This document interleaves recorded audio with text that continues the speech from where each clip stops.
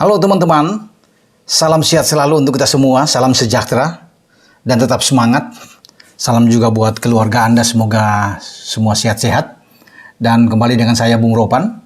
Dari pagi banyak yang sudah menghubungi saya, sampai siang tadi, untuk menanyakan review hasil-hasil pertandingan yang terjadi di Liga Premier Inggris yang semakin seru, semakin sengit, terutama dalam perebutan puncak klasemen di antara The Gunners, Arsenal, dan Manchester City.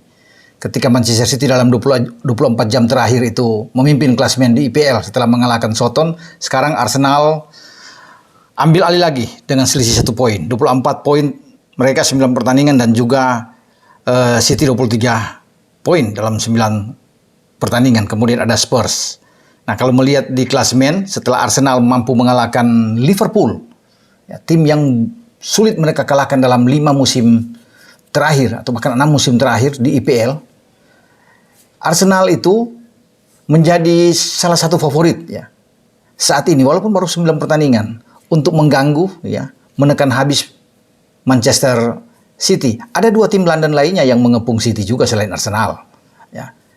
Mereka adalah Tottenham Hotspur dan Chelsea. Chelsea dengan 16 poin di peringkat keempat zona Champions, dan Spurs dengan 20 poin. Jadi ini sangat ramai memang. Pertarungan di antara 3 klub London menghadapi 1 Manchester. Dengan ancaman lainnya datang dari Manchester United yang kemarin malam atau masuk ke dini hari, di Senin dini hari mampu mengalahkan Everton dengan 2-1 di Goodison Park. 15 poin bagi pasukan Erik ten Hag, dan mereka ada di posisi kelima. Sedangkan bagi Liverpool, setelah mereka tumbang dengan 2-3 di Emirates, itu mereka terpaku di posisi ke-10 dengan 10 poin. Ya, jadi ini perlu kerja keras bagi pasukan Jurgen Klopp ketika mereka tumbang, dan sekarang sudah berselisih 14 poin tertinggal dari Arsenal. Sesuatu yang tidak pernah terjadi dalam 7 musim terakhir ketika Arsenal itu ada di atas dan unggul jauh dari The Reds Liverpool. Nah, kali inilah ya, pada musim ini, dalam 7 musim terakhir, Arsenal itu bisa leading, bisa meninggalkan jauh Liverpool dengan selisih 14 poin. Luar biasa bagi pasukan Arteta. Dan wajar kalau Arteta di akhir pertandingan itu melompat kegembiraan. Ya, artinya meluapkan dia punya emosional yang dia tidak dapatkan selama ini kalau bermain di IPL dengan Liverpool, karena mereka tahu ini sulit untuk mengalahkan Liverpool. Dan Arteta merasakan itu, sehingga ketika wasit peluit panjang ya, pertandingan tanda berakhir, wah, itu kegembiraan meluap bagi semua pemain juga Arsenal, karena mereka tidak menduga untuk bisa mengalahkan Liverpool, karena 3 poin ini penting untuk membuat mereka ada di atas lagi. Kalau sampai imbang, ini akan semakin sulit, karena mereka ada partai tunda sebenarnya melawan dengan Manchester City yang seharusnya dimainkan pada tanggal 20 Oktober yang akan datang. Jadi ini modal bagus buat Arsenal. Dan 5 gol terjadi dalam 90 menit pertandingan, walaupun ada injury time di sana. Terutama bagaimana Arsenal itu langsung unggul di menit-menit awal. Baru berjalan 1 menit, Gabriel Martinelli sudah membobol gawang Liverpool yang dikawang oleh Alisson Becker. Ya, ini gol yang sangat bagus, terskema dengan baik. Diawali dengan pergerakan Bukayo Saka di kanan, kemudian memberikan umpan kepada Odegaard, dan Odegaard menggunakan trupas ke dalam kotak penalti seiring dengan berlarinya Martinelli masuk ke dalam. Dan akhirnya dia bisa membolkan gawang Liverpool.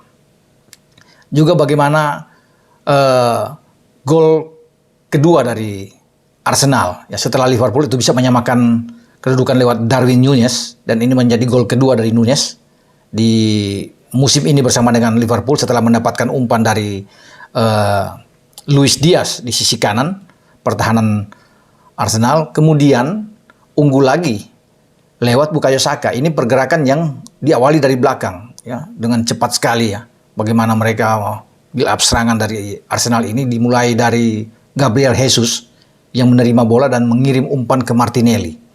Martinelli bergerak dengan cepat menyisir dari sisi kanan ya, pertahanan Liverpool, dan akhirnya dia bisa dengan cappingnya yang bagus, dia memutar badannya untuk bisa mengelabui 2 pemain Liverpool ada di sana, Trent Alexander-Arnold dan juga dengan Jordan Henderson, sebelum dia bisa memberikan umpan ke tiang jauh, dan di sana dia melihat ada Bukayo Saka yang menyambar bola untuk bisa membuat 2-1. Nah, di babak kedua Baru ketika Firmino ada, ya, akhirnya Liverpool bisa menyamakan kedudukan. Ini juga gol bagus. Dimulai dari Diogo Jota yang memberikan umpan ke dalam, ya ke dalam kotak penalti lawan, dan Firmino masuk dengan cepat untuk menembak dengan kaki kiri memperdayai Ramsdale. 2-2. Ini pertandingan sebenarnya cenderung berakhir imbang. Sebelum ada penalti di menit ke-76 memang. Penalti yang sebenarnya diprotes habis oleh pemain-pemain Liverpool ketika ada sentuhan tipis di sana kaki dari Gabriel Jesus, tapi Gabriel Jesus langsung menjatuhkan diri seakan-akan dihajar dengan keras sekali. Memang ada sedikit sentuhan di sana dari kaki Thiago Alcantara, dan wasit Michael Oliver terus menunjuk titik putih. Disinilah saya pikir kemenangan bagi Arsenal itu terbuka besar, dan Saka kembali mengambil penalti dengan tenang. Anak muda ini bisa menjebloskan tembakan dengan kaki kiri, menaklukkan Alisson Becker. Ketika mereka unggul dengan 3-2, saya pikir ini berat, walaupun Liverpool coba untuk bisa mengurung habis-habisan pertahanan dari Arsenal. Dan Arsenal memang butuh menang. Sebenarnya ini pertandingan ada penalti juga bagi Liverpool. Ya, itu terjadi kalau nggak salah di babak pertama, ketika datang sebuah serangan dari Jota, dan ketika mengangkat bola di sana ada Gabriel Magalhaes. Tangan kiri Gabriel Magalhaes itu kelihatan sekali dalam tayang ulang itu kena bola. Tetapi wasit tidak melihat ini, bahkan mungkin tidak meninjau dari sisi VAR. Ya, walaupun diprotes habis oleh pemain-pemain Liverpool bahwa ini penalti karena memang jelas tangan dari Gabriel Magalhaes ini kena.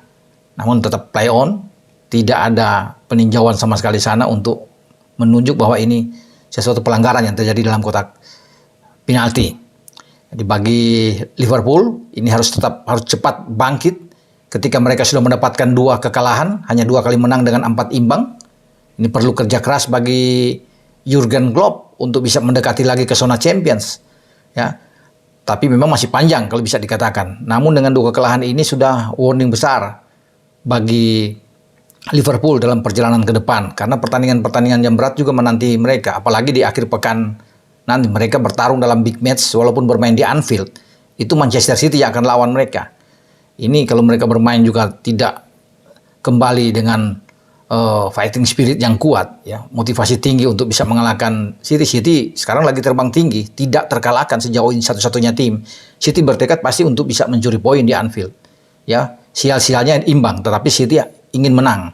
Nah, makanya bagi Liverpool mereka harus bisa menang, karena 2 tahun terakhir ini kan City agak sulit untuk bisa mengalahkan Liverpool. Ini kesempatan bagi Liverpool, mumpung bermain di kandang, mereka harus bisa, ya, menghambat laju dari City. Kalau City menang akan lebih bagus lagi, mereka akan lebih termotivasi lagi bagi pasukan Pep Guardiola ini. Ini kesempatan bagi Liverpool sebelum West Ham menunggu mereka, dan ini pertarungan yang luar biasa juga. Nah, bagi Arsenal, ketika mereka menang di kandang mereka, untuk perjalanan 3 ke depan ini bagus. Leeds, walaupun main di Leeds, saya rasa mereka akan menang dengan permainan seperti yang mereka tunjukkan melawan Liverpool. Sangat bagus. Ya, mereka bermain dengan individu yang baik, kolektivitas permainan yang oke, membuild up serangan juga baik.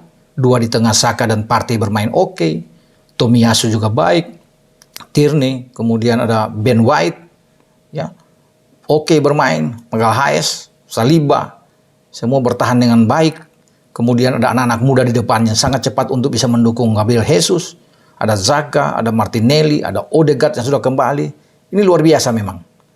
Ini tahunnya mereka, saya pikir, ya, ketika mereka sedang bagus-bagusnya.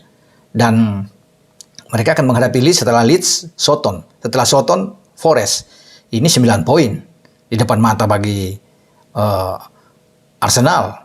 Dan mereka tetap akan bertarung sama City di puncak klasemen dengan tentunya mengawasi pergerakan dari Spurs. Jadi selamat buat Arsenal, ya. Kemudian dalam pertandingan di Goodison Park, Bang Dodo, Ronaldo mencetak gol pertama dia, ya, dalam 7 pertandingan terakhir, ya, di IPL, di mana ia bermain, dan ini gol yang disambut dengan selebrasi yang unik. Biasanya dia harus melompat berputar, tapi sekarang dia dengan tangan yang harus mengunci ini, wah, ini luar biasa. Jadi dia menyambut dengan baik sekali. Dan selain gol pertama dia, juga ini assist pertama yang dilakukan oleh seorang Casemiro yang memberikan umpan kepada Ronaldo untuk menentukan kemenangan MU di menit ke-44. Karena sebelumnya kan gawang De Gea ini bobol dari tembakan Alex Iwobi yang masuk kemudian gol indah sebelum ada Anthony yang bisa menyamakan kedudukan, dan semua gol terjadi di babak pertama. Dan bagi Anthony ini adalah gol ketiga dia ketika 3 kali bertanding di IPL bersama dengan MU. Dan saya pikir MU harus berhati-hati. Mereka memang akan menghadapi pertandingan-pertandingan yang berat ke depan. Jangan sampai hilang angka bagi Ten Hag. Yang menunggu mereka adalah Newcastle yang sedang bagus. Newcastle sudah masuk di 8 besar saat ini. Setelah itu mereka akan bertarung melawan Spurs, ya.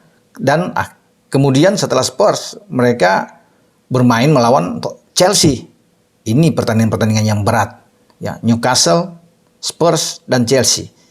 Jika 1 atau 2 kali kalah bahaya buat MU untuk bisa menerobos masuk ke zona Champions. Jadi ini Oktober yang mengerikan saya pikir bagi MU yang mereka harus lewati. Kalau mereka bisa tidak terkalahkan, wah ini luar biasa bagi MU. Dan untuk pertama kali Casemiro bermain sebagai starter, ya, berpasangan dengan Eriksen.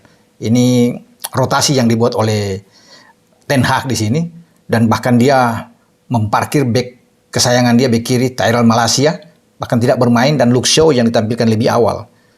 Lisandro Martinez bermain dengan Lindelof, dia memarkir Varane yang hanya masuk di babak kedua memang. Jadi itu Dalot tetap bermain di kanan. Jadi ada 1-2 perubahan, terutama dengan Casemiro. Scott McTominay juga masuk babak kedua. Biasanya Scott akan main bersama dengan Eriksen, tapi dia mencoba dengan Casemiro, dan Casemiro membuktikan bagaimana kelas dia untuk bisa memberikan terutama gol dari Cristiano Ronaldo di penghujung laga babak pertama. Martial dia taruh di depan karena Ronaldo ini kan masuk di babak kedua. Martial di depan, Rashford, kemudian Bruno Fernandes dan Anthony. Ini satu formula baru, ya, bagaimana skema permainan yang dicoba oleh Ten Hag ketika datang ke Goodison Park, dan mendapatkan 3 poin. Namun kan masih dipertanyakan apakah formasi yang sama akan ditampilkan melawan Newcastle. Ini berbahaya walaupun mereka bermain di kandang. Newcastle sedang bagus-bagusnya dengan Eddie Howe-nya. Sebelum mereka harus konsentrasi menghadapi Spurs dan Chelsea. Ya, kita akan tunggu nantinya ke depan, tapi yang pasti ada hasil positif bagi MU untuk mendapatkan 3 poin saat mereka tandang dan kembali bergairah lagi bagi seorang Ronaldo setelah mendapatkan gol pertama dia. Semoga Ronaldo ini bisa menjadi perhatian lagi bagi Ten Hag untuk bisa bermain sebagai starter atau di starting 11 saat menghadapi Newcastle atau Spurs atau dengan Chelsea. Kita akan tunggu, ya. Sampai di sini pembahasan saya atau review dengan hasil-hasil pertandingan yang terjadi di IPL, di mana Arsenal bisa mengalahkan Liverpool, kemudian MU menaklukkan Everton di Goodison Park. Ciao.